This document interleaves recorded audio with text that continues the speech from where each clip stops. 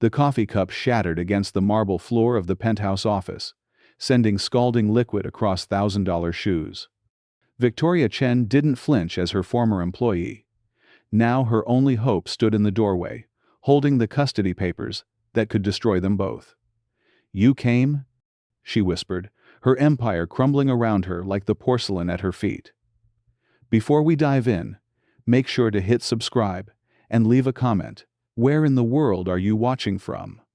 Marcus Rivera had learned to sleep with one ear open. The notification chimed at 2:47 a.m., a sound that once meant another all-nighter debugging code for Nexus Dynamics, but now meant something far more precious might be at stake. His daughter Sophia stirred in the bed beside him, her 7-year-old face peaceful in the blue glow of his phone screen. Victoria Chen calling. He declined it. Rolled over. Tried to forget the name that had dominated 3 years of his life before he'd walked away from everything. The corner office. The stock options.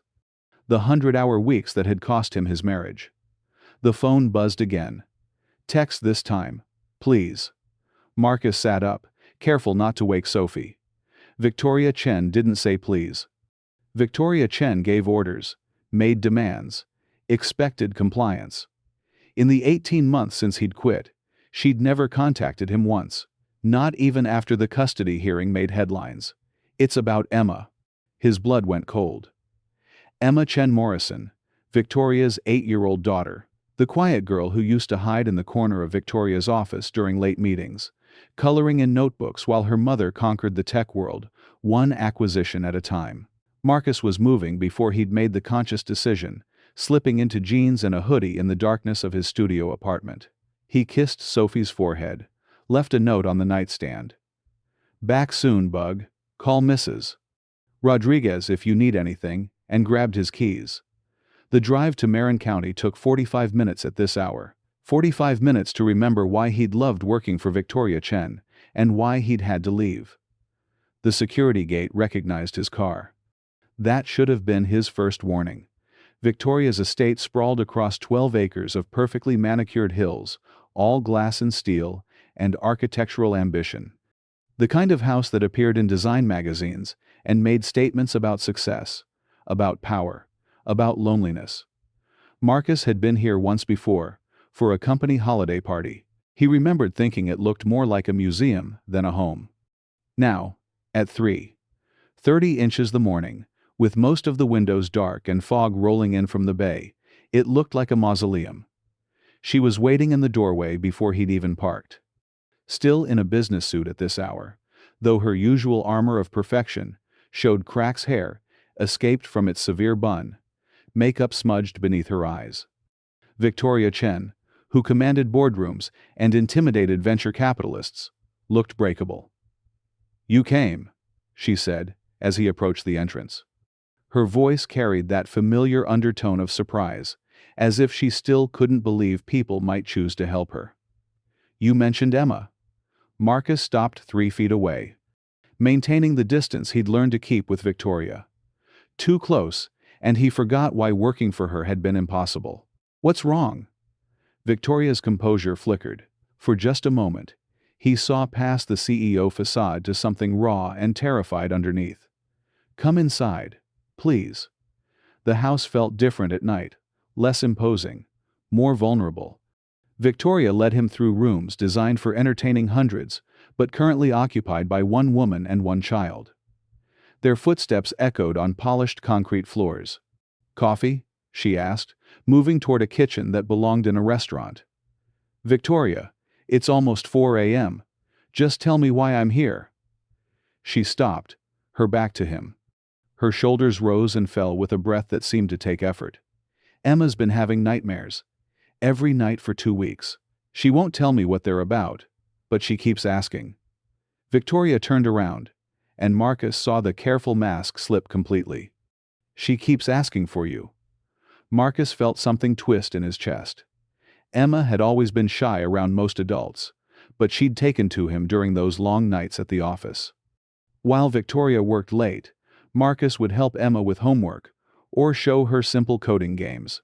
Nothing inappropriate, nothing that crossed any lines. Just kindness toward a kid who spent too many hours in corporate environments. Kids have nightmares, he said carefully. It doesn't mean she hasn't slept through the night since the custody hearing. The words hit him like cold water. Marcus knew about the custody battle everyone in tech had heard, about Victoria Chen's very public divorce. The accusations and counter-accusations, the way it had played out in business journals and gossip sites. Her ex-husband, David Morrison, heir to a real estate fortune, had painted her as an absent mother, a woman who cared more about profit margins than parent-teacher conferences. David's been aggressive about visitation. Victoria continued. The court gave him alternating weeks. Emma comes back from his house, different, quieter. She used to tell me about her day, about school, about the books she's reading. Now she just... Victoria's voice caught. She just asks when you're coming back to work. Marcus ran a hand through his hair. He'd left Nexus Dynamics for exactly this reason. The way Victoria's life consumed everything around it, including the people who cared about her. Including him. Victoria, I'm not asking you to come back to work. Her voice regained some of its familiar edge. I'm asking you to help me figure out what's wrong with my daughter. You should talk to a therapist. A professional. I tried. Emma won't talk to strangers. Victoria moved closer, and Marcus caught the scent of her perfume, something expensive and understated that he'd never been able to identify. She trusts you, Marcus. I don't know why, but she does, and right now, trust is the only thing I have to work with. Marcus wanted to say no, should have said no.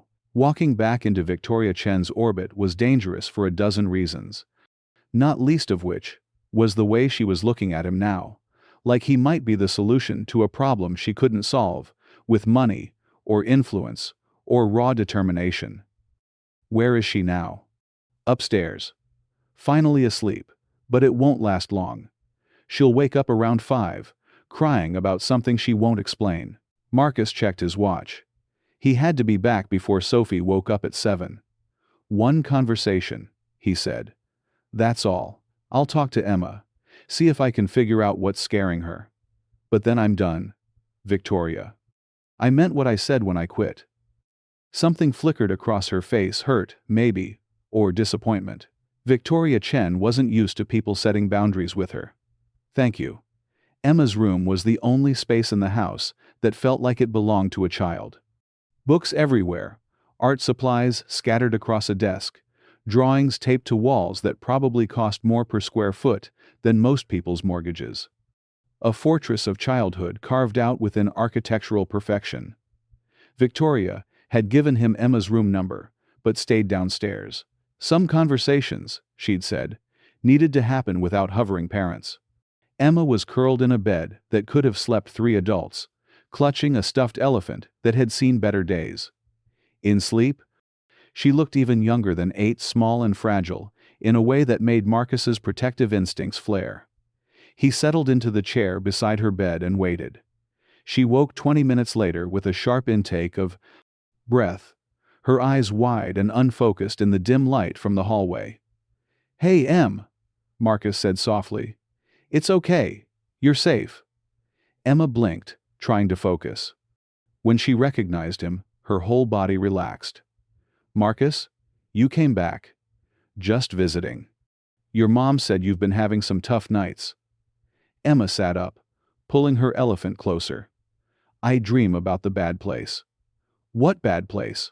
She was quiet for a long moment, studying his face as if deciding whether she could trust him with something important. "Daddy's new house. There's a man there. He watches me." Marcus felt ice form in his stomach. "Watches you how?" "Through the cameras. Daddy says they're for security, but..." Emma's voice dropped to a whisper.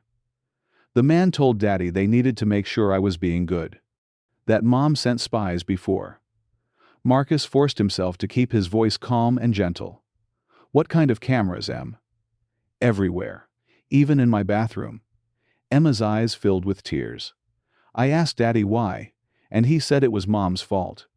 That she couldn't be trusted, so now everyone had to watch me to make sure I was safe." Marcus's hands clenched into fists. He'd seen David Morrison at company events, a handsome, entitled man who'd married Victoria when she was building her first startup and had grown increasingly resentful as her success eclipsed his inherited wealth. But this, Emma, has anyone touched you? Hurt you in any way? No. But the watching makes me feel. She struggled for words. Like I'm not allowed to be alone. Ever. Even when I'm sleeping. Marcus's heart was racing, but he kept his voice steady. Have you told your mom about the cameras? Emma shook her head. Daddy said if I told anyone, especially Mom, the judge would send me away from both of them. That I'd have to live with strangers. Fresh tears spilled down her cheeks. I don't want to live with strangers, Marcus. I just want the watching to stop. Marcus reached out slowly, letting Emma decide whether to accept the comfort. She leaned into his hand as he smoothed her hair. You're not going to live with strangers, he said firmly, and the watching is going to stop. I promise. How? Marcus looked at this brave little girl who'd been carrying an impossible burden and made a decision that would change everything. Because your mom and I are going to make sure it does. Victoria was pacing the living room when Marcus came downstairs, her heels clicking against the polished concrete in a rhythm that spoke of barely controlled anxiety. Well? She asked, before he'd fully descended the stairs. Marcus studied her face, the sharp cheekbones, the dark eyes that could cut through boardroom bullshit in seconds, the mouth that had launched 1,000 deals and just as many corporate casualties. Victoria Chen, who had built a tech empire through sheer force of will, was about to discover that some battles couldn't be won with strategy and superior resources. We need to call the police, he said. Victoria went very still. What did she tell you? Marcus repeated Emma's account, watching Victoria's expression shift from concern to horror to something much more dangerous. By the time he finished, Victoria looked like she was planning a hostile takeover of the entire legal system. Surveillance cameras in her bathroom. Victoria's voice was deadly quiet. He's building a case, documenting her every moment to prove I'm an unfit mother. Or worse. Marcus had spent enough time in tech to know how easily surveillance could cross lines. Emma said there's a man who watches the feeds, someone David hired. Victoria pulled out her phone. I'm calling my lawyer. It's 4:30 in the morning. Richard sleeps with his phone on for emergencies. This qualifies. Victoria was already dialing. He'll know how to document this properly, how to get emergency custody modification. Victoria. Marcus caught her wrist gently. Think about what happens next. You file an emergency motion, it becomes public record.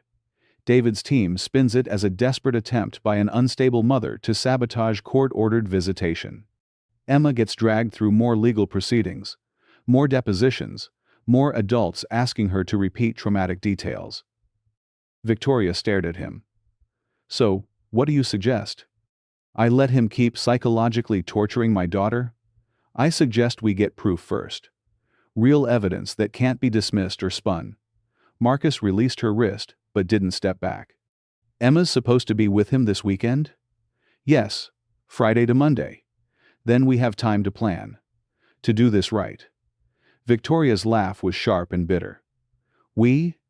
Marcus, you quit my company because you couldn't handle the pressure of working for me. Now you want to go up against my ex-husband's legal team? Marcus met her gaze steadily. Your ex-husband's legal team didn't make an 8-year-old girl afraid to sleep in her own bed. Something shifted in Victoria's expression. The CEO mask slipped away entirely, leaving behind just a mother who'd run out of ways to protect her child. Why? She whispered. Why would you do this? Risk getting involved? Marcus thought about Sophie, sleeping peacefully in their tiny apartment. About Emma upstairs, finally resting now that someone had promised the watching would stop. About Victoria Chen, who had everything except the ability to shield her daughter from a system designed to benefit men like David Morrison, because some things matter more than being safe. Victoria's eyes filled with tears she was too proud to let fall. I can't pay you what this might cost.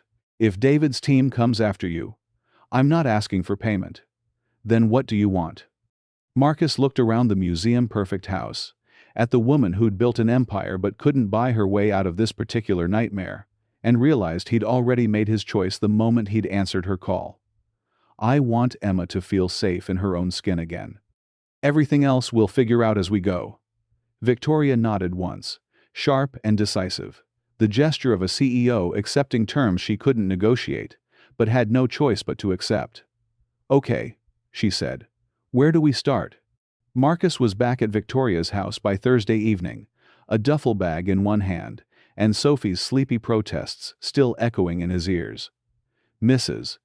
Rodriguez had agreed to an overnight babysit, with the kind of knowing look that suggested she understood more about complicated situations than she let on. You didn't have to bring anything, Victoria said as she led him through the foyer. She'd changed out of her usual armor of designer suits into jeans and a cashmere sweater that somehow made her look more formidable, not less. Accessible power was more dangerous than the boardroom variety.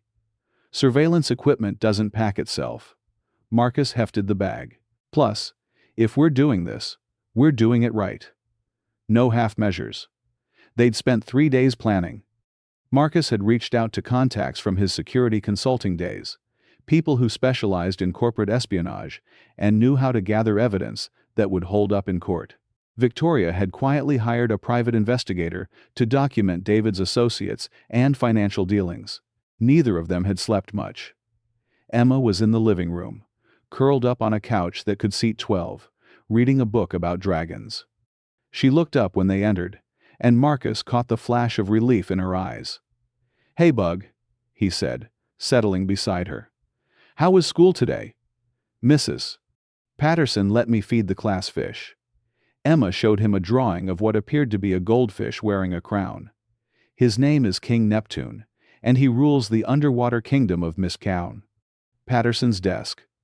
Marcus smiled despite the weight in his chest. "Pretty important job, feeding royalty." "Emma," Victoria said gently, "Marcus is going to stay here tonight. Tomorrow, when you go to your dad's house, we're going to make sure you feel safer."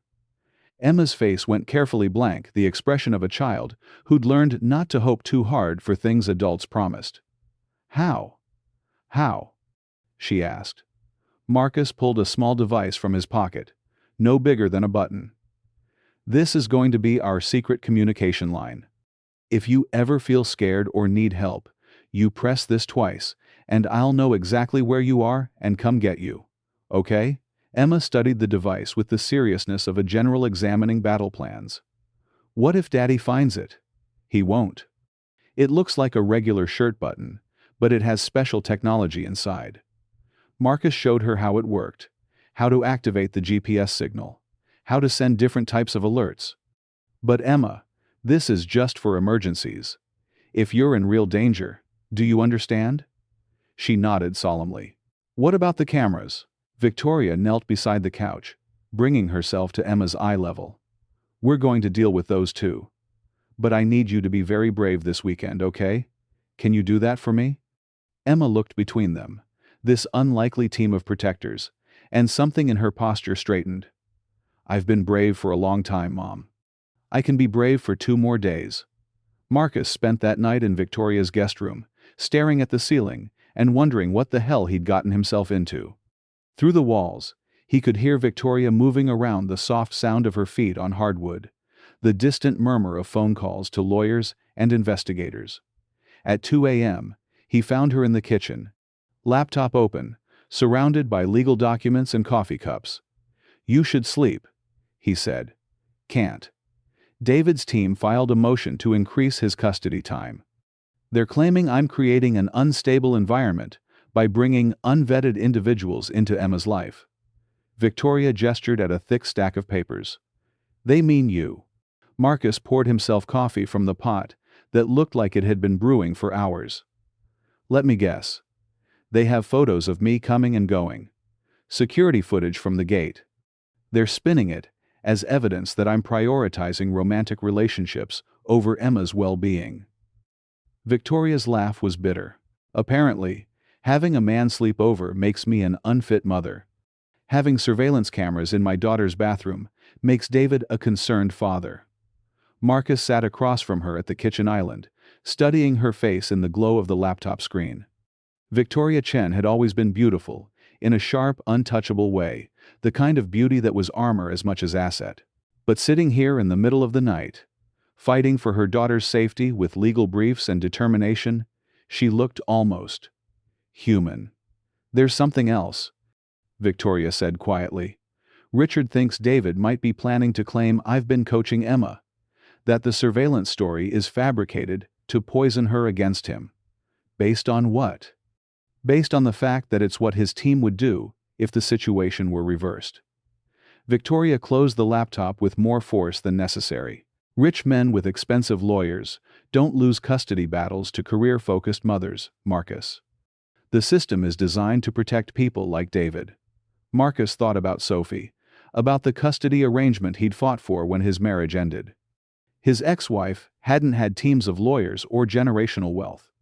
She'd just been tired of competing with his work schedule and honest about not being ready for single parenthood. Even then, the legal system had assumed she deserved primary custody simply because she was the mother. Victoria was facing the inverse problem, being penalized for her success, her independence, her refusal to shrink herself to fit someone else's vision of appropriate motherhood. "We get the evidence this weekend," he said. "Real proof of what David's doing. Then we change the narrative." Victoria looked at him across the kitchen island, and for a moment, the space between them felt charged with something more complicated than strategy. "Why are you really doing this?" she asked. "And don't tell me it's just about Emma. You could have advised me to hire security consultants, recommended lawyers, stayed safely out of it." Marcus considered lying. Would have been easier to give her some noble answer about protecting children or fighting injustice. Instead, he found himself telling the truth. "Because you called me. Because in 3 years of working for you, I never saw you ask for help with anything. Because when you said please on the phone that night, I knew you were out of options." He paused. "And because I never stopped caring about what happened to you." Victoria went very still. "Marcus, I'm not asking for anything," he said quickly. "I'm not trying to complicate this or make it about something it's not. I'm just telling you why I'm here." Victoria stared at him for a long moment, and Marcus could practically see her calculating angles, weighing risks, trying to determine how this new variable affected her strategy. "Caring about me is dangerous," she said finally. "I destroy things, Marcus. Companies, partnerships, relationships. It's what I do." "Maybe. But you also built something from nothing. You employ 800 people. You changed how the world thinks about data security." Marcus finished his coffee. "And you're fighting like hell to protect your daughter. That's not destruction, Victoria. That's the opposite." Something shifted in her expression. Surprise, maybe, or recognition. As if she'd forgotten that someone might see her as more than the sum of her business decisions. "Get some sleep," she said softly. "Tomorrow's going to be complicated." Marcus nodded and headed toward the stairs. At the doorway, he turned back. "Victoria, for what it's worth, I think David Morrison has no idea what he's up against." Her smile was sharp and dangerous and absolutely beautiful. "He's about to find out." Friday morning arrived with coastal fog and the kind of tension that made even ordinary sounds seem ominous. Emma packed her weekend bag with the mechanical precision of a child who'd learned not to invest too much emotion in transitions. Marcus watched from the kitchen as Victoria knelt beside her daughter in the foyer, smoothing Emma's hair and checking her backpack for the third time. "Remember what we talked about," Victoria said quietly. "You're braver than you know." Emma nodded and touched the button Marcus had sewn into her jacket. It was invisible unless you knew where to look. Just another detail in the construction of an 8-year-old's windbreaker. The doorbell rang at exactly 10 a.m. David Morrison was punctual if nothing else. Marcus had expected someone larger, more obviously threatening. Instead, Victoria's ex-husband was medium height and conventionally handsome, with the kind of easy confidence that came from never having to prove himself. Old money written in the cut of his clothes, the arch of his posture, the assumption that the world would arrange itself around his convenience. Victoria. David's smile was polite and cold. Ready to go, sweetheart? This to Emma, who nodded but didn't move toward him. Have a good weekend, baby girl, Victoria said, hugging Emma close. I love you. Love you too, Mom. Marcus watched Emma walk to her father's car, a BMW that probably cost more than most people made in a year, and forced himself not to follow. This was the hardest part of the plan. Letting her go, trusting that an 8-year-old could handle what they were asking of her. David was backing out of the circular drive when his eyes met Marcus's through the kitchen window. The look that passed between them was brief but unmistakable. Recognition, challenge, the sizing up of opponents before a battle. He knows who you are, Victoria said, joining Marcus at the window. Good. Let him think about that for a while. Victoria's phone buzzed. Text from Emma. At Daddy's house. Everything looks normal. Phase 1 complete. Marcus said. Now we wait. The waiting was the hardest part. Marcus had installed monitoring software on his laptop, connected to Emma's emergency beacon. Victoria paced the living room like a caged executive, checking her phone every 30 seconds for updates that weren't coming. She's fine, Marcus said, for the 10th time. The signal is strong, her vitals are normal. Emma's a smart kid. She's 8 years old and I just sent her into a house with surveillance cameras in the bathroom. Victoria's voice was tight with controlled panic. What kind of mother does that make me? The kind who's willing to fight for her daughter instead of just hoping things get better. Victoria stopped pacing and looked at him. Is that what your ex-wife said? That you weren't willing to fight for Sophie? The question hit harder than Marcus expected. Lisa said I fought for everything except what mattered. My work, my principles, my need to be right about everything. Just never for her. Were you? Right about everything? Marcus considered the question. I was right that Nexus Dynamics was worth building. Right that the security protocols we developed would change the industry. Right that working 18-hour days was necessary to stay competitive. He paused. Wrong. That any of that was worth losing my family over. Victoria sat on the couch across from him, her usual armor of distance somehow absent. I told myself Emma would understand when she was older, Victoria said quietly. That building, something lasting, was more important than being home for every bedtime story. That I was showing her what women could accomplish if they refused to limit themselves. Maybe you were. Or maybe I was just scared of being ordinary. Of being like my mother, who gave up her medical degree to raise children and spent 40 years wondering what might have been. Victoria's hands clenched in her lap. I swore I'd never make that choice. Never let anyone make me smaller. And now? Now I'm wondering if there's a difference between being strong and being alone. Marcus's laptop chimed softly. Emma's signal had moved to a different part of David's house. According to the floor plan Victoria's investigator had obtained, she was in the basement. That's not on her normal weekend schedule, Victoria said, reading the data over his shoulder. Marcus pulled up the building schematics. According to this, the basement was recently renovated.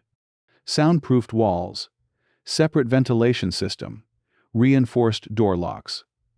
Victoria went very pale. He built a safe room. Or a monitoring center. Marcus was already reaching for his keys. I'm going over there. You can't. If David sees you, he'll claim harassment. We'll lose any legal advantage we might have. Victoria, if Emma's in danger, she has the panic button. If she activates it, we move immediately. Victoria caught his arm. But if we blow this now, David wins. Emma goes back to that house every other week for years, and we never get another chance to protect her. Marcus stared at the laptop screen, watching the small dot that represented Emma Chen Morrison sitting motionless in a basement room that shouldn't exist. His phone buzzed. Text from Sophie. Having fun at Mrs. Rodriguez's. She's teaching me to make tamales.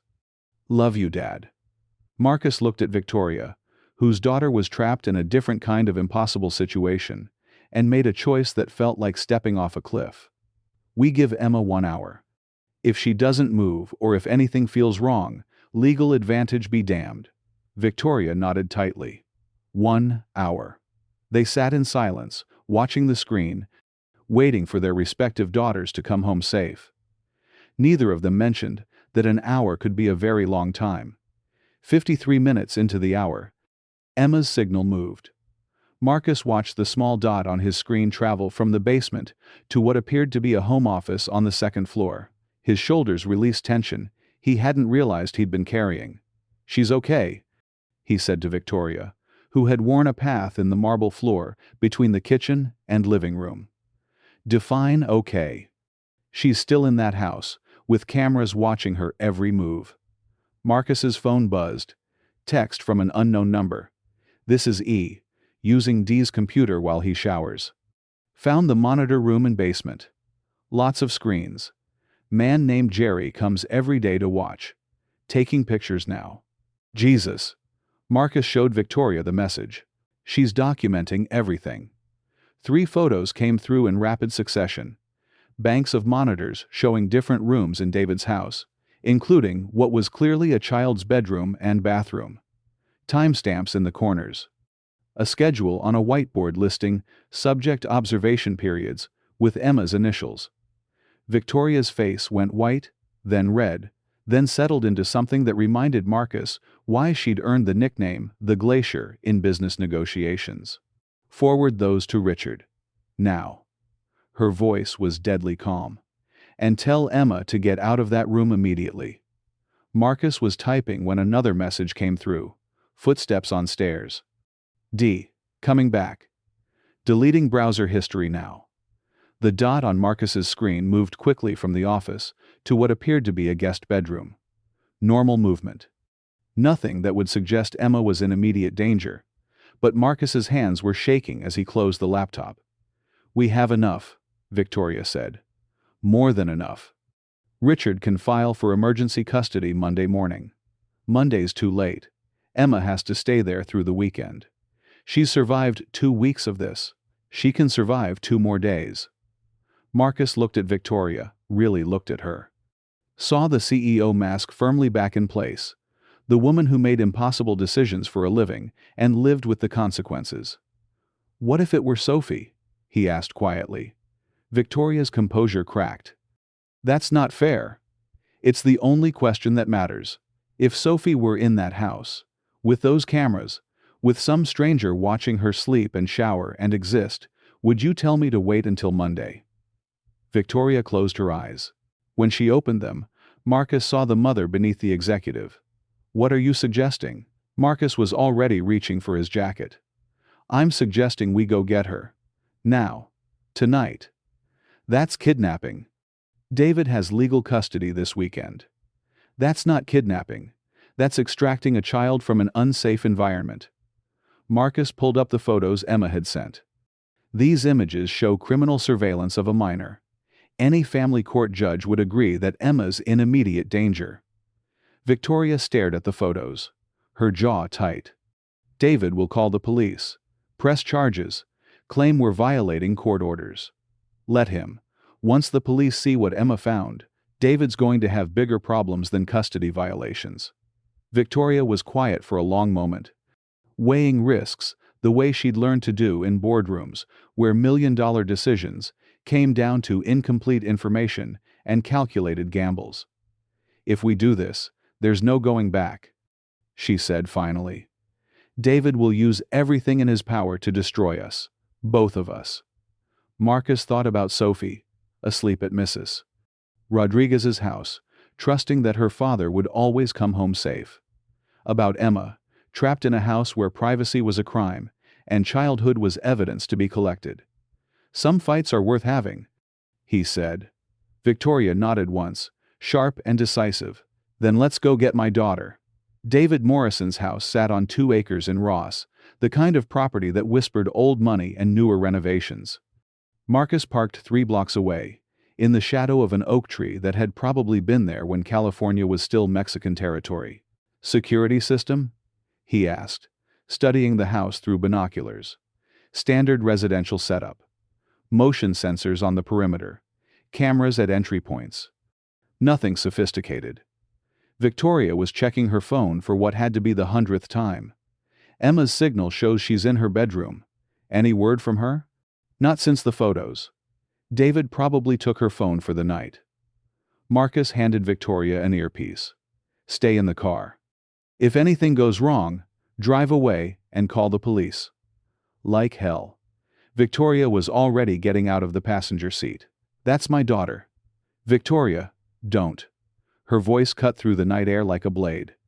I've spent 8 years letting other people make decisions about Emma's life. Judges, lawyers, mediators, child psychologists. Everyone except me. I'm not sitting in a car while you rescue my daughter. Marcus looked at her designer jeans, cashmere sweater, shoes that probably cost more than his monthly rent, and realized Victoria Chen had never looked more dangerous. Stay behind me. Do exactly what I say. And if I tell you to run, you run. Victoria's smile was sharp enough to cut glass. Lead the way. Getting into David's house was easier than Marcus had expected. The security system was expensive but outdated. The kind of technology that impressed contractors but wouldn't stop anyone who knew what they were doing. Within 15 minutes, they were standing in a hallway that smelled like expensive furniture, polish, and subtle menace. Marcus checked his phone. Emma's signal was coming from directly above them. They moved through the house like ghosts, avoiding the motion sensors Marcus had mapped from the outside. David was either asleep or watching television in a room at the far end of the house. They could hear the distant sound of voices, probably a late-night talk show. Emma's bedroom was on the second floor, down a hallway lined with family photos that had been strategically edited to remove any trace of Victoria's existence. 8 years of marriage, reduced to empty spaces and cropped figures. Marcus tapped lightly on Emma's door. 3 soft knocks, then 2, then 1, a pattern they'd agreed on in case of emergency. The door opened immediately. Emma was fully dressed, her weekend bag packed and waiting. "I heard your car," she whispered. "I've been watching from the window." Victoria knelt and pulled her daughter into a fierce hug. "Are you okay? Did anyone hurt you?" "I'm fine." "But Mom, there's more." Emma pulled away, her young face serious. "I heard Daddy talking to Jerry about you, about making sure you can't take me away." Marcus felt ice form in his stomach. What did they say exactly? Jerry said the judge would have to give Daddy full custody if something bad happened to you. If you got arrested or worse. Emma's voice dropped to barely a whisper. Daddy said that could be arranged. Victoria's face went pale. "Emma, did they see you listening?" "No. I was hiding in the laundry room." "But Mom, I think..." Footsteps in the hallway. Heavy, deliberate. Moving toward Emma's room. Marcus was already lifting Emma, motioning Victoria toward the window he'd checked earlier, a straight drop to soft landscaping. Manageable if they moved quickly. "Emma?" David's voice from the other side of the door, followed by the sound of a key in the lock. "Are you awake, sweetheart?" Victoria had the window open. Marcus passed Emma to her, then helped both of them onto the narrow ledge outside. The bedroom door opened as Marcus slipped through the window. "Emma?" David's voice again, confused now. Where Marcus pulled the window closed as quietly as possible, but not before he heard David Morrison's sharp intake of breath, followed by shouting. They dropped from the ledge to the garden below, Emma cushioned between them. Victoria landed hard, her ankle twisting on the uneven ground, but she didn't make a sound. "Can you run?" Marcus whispered. Victoria nodded, though her face was tight with pain. They moved quickly through the darkness, Emma's hand in Victoria's, Marcus scanning for pursuit. Behind them, lights were coming on throughout David's house. They made it to the car, as sirens began wailing in the distance. "He called the police," Victoria said, buckling Emma into the back seat. "Good." Marcus started the engine. "Let them come. We've got what we need." The police station at 2 a.m. was a study in fluorescent lighting and uncomfortable chairs. Marcus sat beside Victoria in the waiting area, watching her transform back into the woman who'd built an empire from nothing. Emma was with a social worker, probably recounting her story for the third time. The photos she'd taken were already in the hands of Victoria's lawyer, who had arrived within an hour of their call, looking like he'd been awakened from sleep and handed a case that would make his career. "David's pressing charges," Richard Stern said, settling into the chair across from them. "Kidnapping, breaking and entering, violating court orders. His team is claiming this was a coordinated attempt to discredit him using fabricated evidence." "What about the surveillance setup?" Marcus asked. "That's where it gets interesting. David's claiming the monitoring system was installed for Emma's protection to ensure she wasn't being coached by Victoria during phone calls or visits." Richard's smile was sharp. Unfortunately for him, Emma's testimony contradicts that story. She's been very clear about what she overheard regarding plans to harm her mother. Victoria leaned forward. "What are you saying?" "I'm saying David Morrison made a critical error.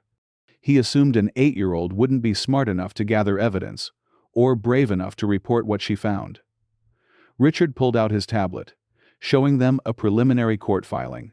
Emma's documentation of the surveillance system, combined with her account of the conversation she overheard, gives us grounds for immediate protective custody and criminal investigation.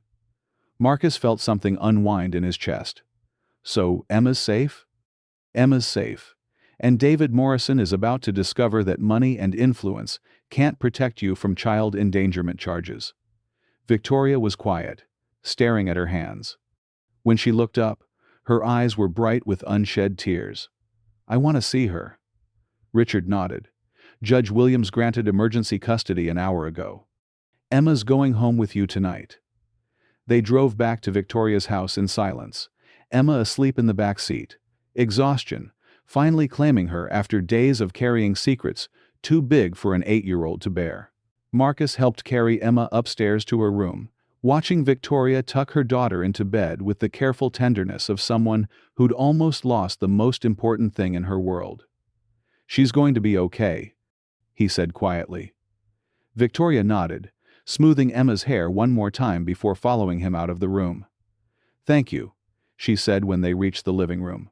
"For all of it.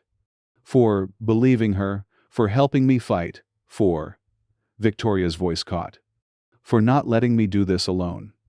Marcus looked at this remarkable woman, brilliant, fierce, vulnerable, human, and realized that somewhere in the chaos of the last few days, everything had changed. "Victoria," he started, then stopped. There would be time for complicated conversations later. Right now, she'd just gotten her daughter back.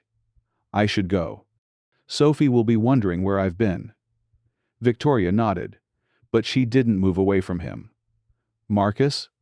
That thing you said about never stopping caring about what happened to me? Yeah? It goes both ways." Marcus studied her face in the dim light from the hallway, seeing past the CEO armor to something softer and more dangerous underneath. "That's complicated," he said. "Everything worthwhile is complicated." Marcus smiled, despite himself. "Is that your business philosophy?"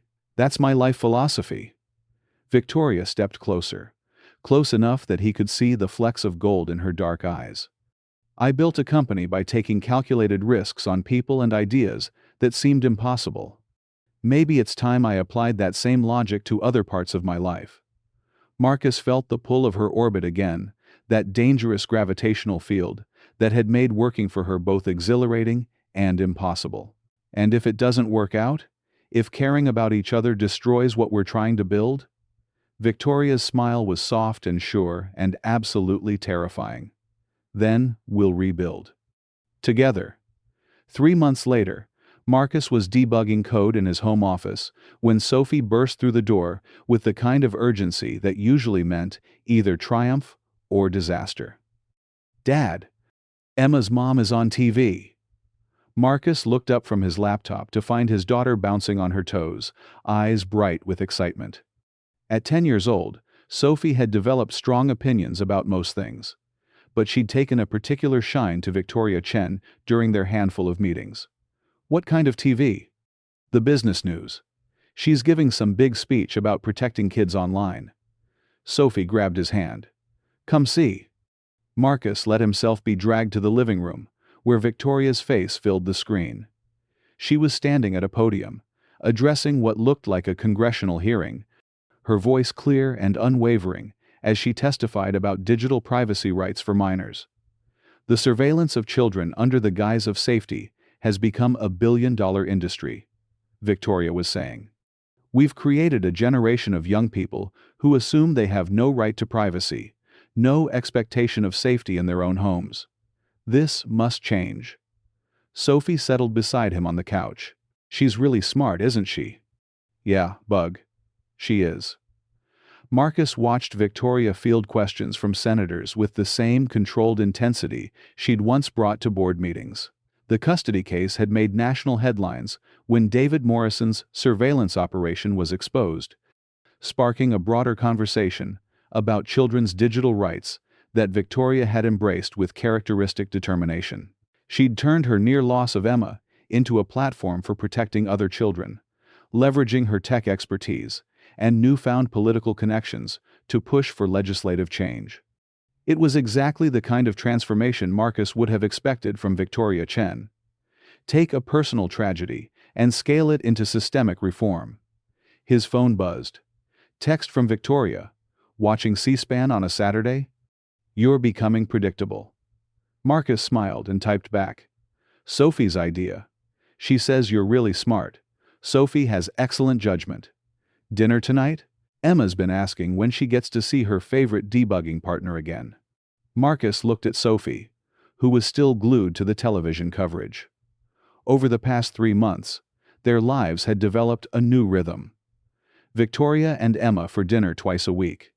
Weekend trips to museums and parks, where 2 single parents could watch their daughters become the kind of friends who shared secrets and inside jokes. Quiet evenings after the kids were asleep, when Marcus and Victoria could talk about everything except the careful space they'd been maintaining between them. It was comfortable, safe. Exactly the kind of relationship Marcus had told himself he wanted. It was also driving him slowly insane. Marcus? Another text from Victoria. You still there? Sorry. Sophie's giving me commentary. Yes, to dinner. Your place, or mine? Yours. Emma wants to see the fort you and Sophie built. Marcus looked around his modest apartment. 2 bedrooms. Functional furniture. The kind of space that prioritized practicality over impression. It was the opposite of Victoria's architectural statement. But somehow she and Emma always seemed more relaxed here. See you at 6. Looking forward to it. Marcus stared at the phone for a moment, weighing the careful politeness of their exchange against the memory of Victoria stepping closer in her living room 3 months ago, promising they could rebuild together if things went wrong. They hadn't gone wrong, exactly. But they hadn't gone anywhere either. Victoria arrived at 6:30, with takeout from Emma's favorite Thai restaurant, and the slightly frazzled look of someone who'd spent the day explaining complex policy to politicians. Sorry, we're late. Traffic was impossible. And then, Emma decided she needed to change clothes 3 times. Victoria set the food on Marcus's kitchen counter, then paused to look around. You've been redecorating. Marcus followed her gaze to the living room, where Sophie had insisted on hanging the drawings Emma had made during their last visit.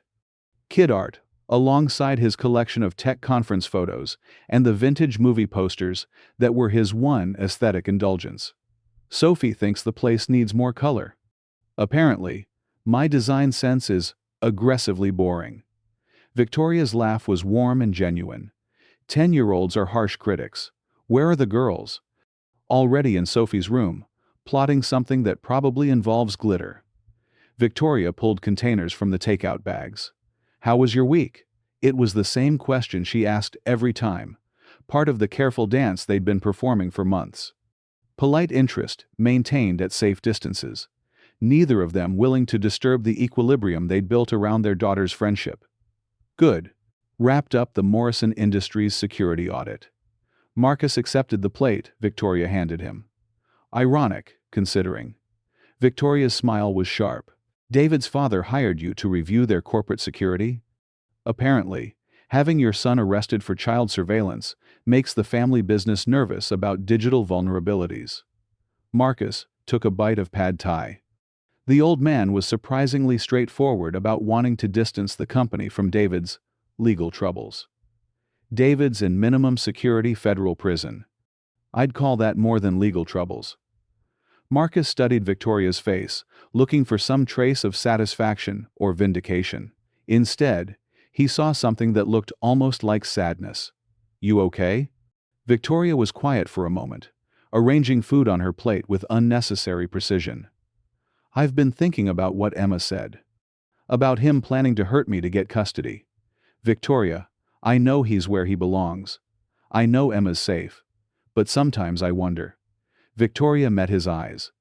What if I'd missed something? What if Emma hadn't been brave enough to speak up? What if you hadn't believed her? Marcus set down his fork. But you didn't miss it. Emma was brave. And I did believe her. Because you knew me. You knew I wouldn't make something like that up. Victoria's voice was quiet. How many other women are fighting battles like this without someone who believes them? Is that what the congressional testimony was about? Victoria nodded. Richard introduced me to a coalition of family law attorneys. They're seeing more cases like mine, surveillance disguised as protection, digital evidence manufactured to discredit mothers, privacy rights ignored when custody is at stake. She paused. We're building a legal defense fund. Pro bono representation for women who can't afford the kind of legal team I had. Marcus felt something shift in his chest. This was vintage Victoria Chen, taking a personal experience and scaling it into something that could help thousands of people. But it was also something new. An acknowledgement that her privilege had protected her in ways that weren't available to everyone. That's amazing, Victoria. Really. It's necessary. Victoria's smile was rueful. Though I'm not sure Emma appreciates having a mother who testifies to Congress about digital privacy. She asked if she could just have a regular mom who bakes cookies and doesn't get death threats from internet trolls. What did you tell her? That some moms bake cookies, some moms change laws, and the best ones teach their daughters that they can choose which kind of woman they want to be. From Sophie's room came the sound of laughter and what was definitely craft supplies being deployed for unknown purposes. Think we should check on them? Marcus asked. Probably. But I'm enjoying the peace too much to investigate. They ate in comfortable silence, the kind of easy quiet that had developed over months of shared dinners and careful friendship. But underneath the comfort, Marcus could feel the tension that had been building between them, all the things they weren't saying, all the space they were maintaining, all the careful distance that was becoming harder to sustain. Marcus, Victoria said suddenly, can I ask you something? Sure. Are you happy with this? She gestured between them, encompassing the careful boundaries of their relationship. With the way things are? Marcus considered lying. Would have been easier to say yes, to maintain the status quo that kept everyone safe and comfortable. Are you? He asked instead. Victoria's laugh was soft and complicated. I asked first. No, Marcus said quietly. I'm not happy with the way things are. I'm grateful for them, and I understand why they're necessary, but I'm not happy. Victoria nodded slowly. Why aren't we talking about this? Because we're both terrified of screwing up something good for our daughters. And because you're afraid I'll consume your life again. Marcus met her eyes. And because you're afraid of letting someone that close to Emma's world. Victoria was quiet for a long moment. When she spoke, her voice was barely above a whisper. What if we could find a middle ground? Something between careful friendship and complete integration?